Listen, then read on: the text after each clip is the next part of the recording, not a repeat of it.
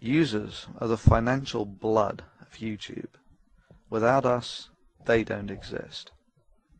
Now that we've established the balance of power, let's see if we can get YouTube to play ball. I've tried half a dozen times to contact YouTube over vote-bot attacks and flagging campaigns that constantly seem to stream over this and other channels. Interestingly, the only time I ever saw a response from YouTube was over a phishing email I received from someone claiming to be a YouTube representative. They'd given their channel an official look by embedding a featured video from YouTube's official advertised channel. I messaged this about them and they corrected the problem within hours. Oh yeah, when YouTube deems something in their personal interests, they can act quick enough. Now I feel that YouTube is aware of the problem that this channel and others are facing. They have simply elected not to communicate or act as they don't deem it in their financial interests.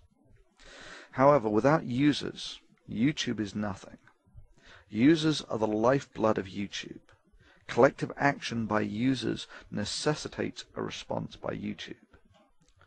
It has been my ongoing and lengthy experience that YouTube's help system is utterly ineffective and deliberately infuriating to use. It has become clear to me that YouTube not only reads messages sent to its advertised channel, but rapidly acts on them when it's in their best interests. This is, of course, essential to their financial existence of advertising revenue. They have to read these messages. Well, you don't have to be Einstein to figure out what the most effective strategy for the users is.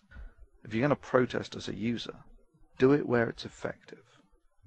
If you're unhappy with YouTube's inaction regarding vote bots, script voting, spamming, false flagging campaigns, and YouTube's inability to correct these mistakes, then feel free to voice your concern to this woman. Welcome to YouTube's very own brand channel. This is our version of an online media kit. I'm Susie Ryder. I'm the Director of Ad Sales at YouTube, and it has been staggering over the course of the last couple of years to see YouTube grow from a small video sharing site to garnering the 6th largest audience on the web. There are a couple things that a marketer or an advertiser needs to get. The first one is that on YouTube it's really about participating. Look at me dancing with Soldier Boy. I'm participating. You heard Susie. It's all about participation. You can take her up on her offer and contact her either directly through YouTube's advertised channel or via the link provided. Basically, Google Susie Ryder's name. Now, I have no doubt that a company like YouTube will do their best to get the spam filters on this first thing Monday morning. So if you want your voice to be heard, it's best to use unique wording and probably include the odd line about advertising, etc. Be creative. And yeah, it has occurred to me that YouTube might shut me down for this. I'm sure they could spin this into a violation of some sort.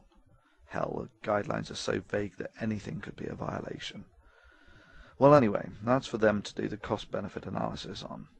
For me, this is simply a calculated risk. If YouTube decide to play ball here, there will be less angry users writing the messages, and YouTube will be a better maintained and fairer forum. It's win-win. If they don't, then the Thunderfoot channel is gone, and YouTube makes its statement about how it values the opinions of users, and the site likely becomes an increasingly bland and sterile commercial video network, the trajectory it's arguably on already.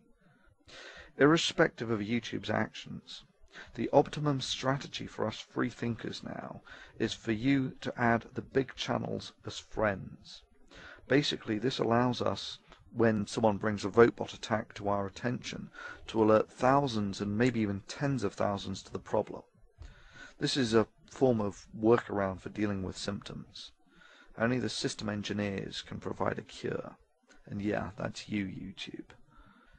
Users, the time has come for you to decide if YouTube's inaction to correct the willful abuse and the detrimental effects that this has had on your experience of using YouTube merits you writing to them. Your collective actions will decide the outcome.